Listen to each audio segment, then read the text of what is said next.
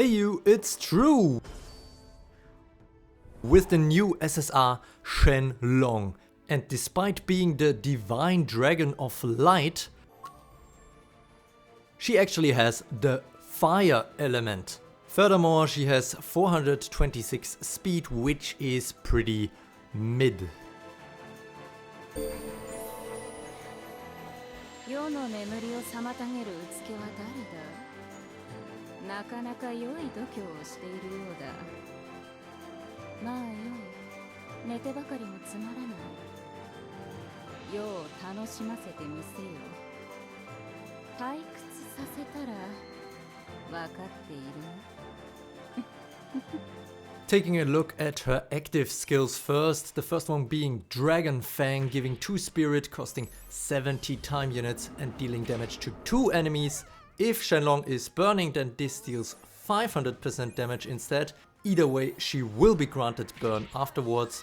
The nice thing is that this attack ignores the stealth status effect, and the even nicer thing is that she will immediately get another turn if this is the first time this skill has been used while on the battlefield, or if she has used Incinerate since this skill was last used.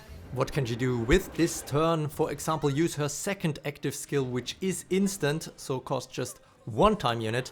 Also gives 2 spirit, and this one enrages 2 allies, granting them burn and healing them for 100% of max HP. Definitely a very nice skill and also very easily unlocked, because each time she damages an enemy with an attack, she can use it again. What this also means in my eyes is that she could very well act 4 times in a very short time period with the Dragon Breath, the Dragon Fang, then yet again another Dragon Breath, and then the Incinerate skill, which is a very nice spirit positive combination. And also something to point out is that she can also use Dragon Breath on herself, giving her that maximum healing potential. And of course also giving her that 150% enraged modifier that can be very nice for her third skill, Incinerate. 2 spirit cost, 70 time units, and this deals 400% damage to 1 enemy. However, it's 800% the first time this skill is used while she is on the battlefield.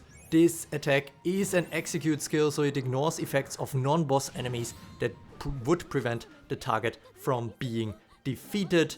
It is only usable if she has the burn status effect, which is rather easy given her other skills. Unfortunately, this attack does not ignore armor, but nevertheless 1200% damage while enraged is not to be underestimated. And despite the subsequent scale down to 400% or 600% damage after the first time this skill has been used, there's a good chance that you can see the higher damage output more often, because of her final skill, which is called Rising Dragon, gives 5 spirit and grants all enemies the burn status effect. Then it pulls Shenlong away from the battlefield to be next in line of her reinforcements. If there are no ally reinforcements, it adds enough super Himoris to the ally team to still pull the user away to reinforcements. This even works if she is alone, then 4 super Himoris will be placed. However, this is only usable if she has defeated 1 or more units with attacks while on the battlefield, so that Incinerate should hopefully give her a decent chance of doing so. By the way, Super Himoris are yet another Super Mori edition, this time of the fire element. They are also 100% guards, and they are also ephemeral, which is a little bit funny because that means as soon as they start burning, they will die. However, as you will see on the passive side of Shenlong, she could possibly make very good use of that. And you also might have already realized this while watching the demonstration on the screen right now. Because whenever a Himori ally on the battlefield is defeated or sacrificed by any source, even if ephemeral, a random burning enemy is stunned for 100 time units. Also, whenever an ally Himori enters the battlefield from reinforcements, it stuns a random enemy for 50 time units. This is part of her passive Dragon's Focus, and as you might have already expected, this means she is also permanently stun immune. She cannot be defeated by damage from burn status effects, and she has a burning hold ground, so as long as she is burning, she will survive with at least 1 HP.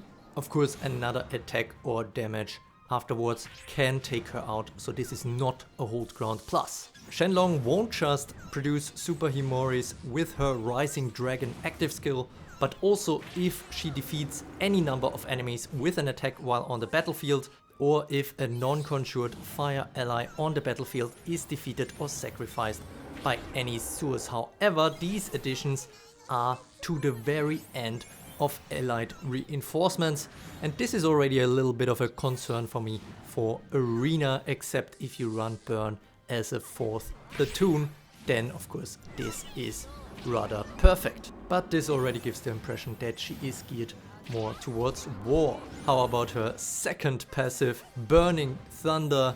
Shenlong enters battle with the Mega Healing Burn status effect for 100 time units, which is very nice because it gives her a high rate of healing, but also means that she cannot be poisoned or slapped, except potentially by Mermaid. Shenlong also has 80% damage reduction from attacks until she damages an enemy with an attack while on the battlefield herself. This actually makes a lot of sense because it softens the impact of her lowerish speed of 426, because she has to wait over 50 time units to get the turn after entering the battlefield, and part of her skill set is, or her ideal combo is, entering from reinforcements, since she will ideally use the Rising Dragon. This should hopefully give her enough survivability to actually get the turn, hopefully pull off a kill with the incinerate, with the very powerful incinerate, and then continue the cycle. She also has another entry effect, and that is stunning a random burning enemy for 50 time units. This triggers once for each burning unit on the battlefield when she enters from allied reinforcements, so this is up to 8 50 time unit stuns. Not too bad for sure. But with her skills out of the way, what do I think of her potential overall? I already alluded to it, that there is a bit of a disconnect in her skill set, with her Super Moris being added to the very end of reinforcements. In war this is pretty fine, in Arena it is a bit of a concern. Also, her active skill Rising Dragon only produces these Himoris if there are no allied reinforcements left, so that is also something to consider. Other than that, after 100 time units on the battlefield, she will become a bit vulnerable, because then her Mega Healing Burn will have run out, and also her damage reduction will be gone by then. Ideally at that point she has already gotten a kill, for example with the very powerful Incinerate skill. This is definitely a very nice skill, easily unlocked, or rather easy to use execute skill. The only problem here again being that none of her skills are ignoring armor on enemies. But all in all, she is still a strong addition. One of her main counters might be Kojiro, so I'm a bit concerned about that. Overall though, she's still a very strong addition to any burn team.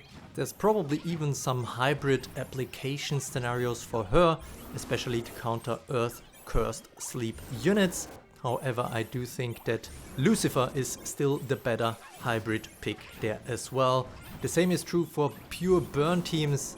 I think Shenlong is a top 5 burn unit, but not more. Cerberus, Lucifer and possibly Satan and Lubu may still be more important to get, although especially the latter one is debatable if you run a burn P4. However, this might change a little bit, then Shenlong is the obvious choice, especially for that 20th spot in an arena platoon, or rather battalion. But yeah, Shenlong is a unit that will make burn teams even more well-rounded, and it also comparatively adds some more fine art to the mix in my eyes. That's it. Hope you found this skill and battle review helpful. Leave a like if you did. I really appreciate it a lot. Subscribe to become a true carrot. And as always, thanks for watching.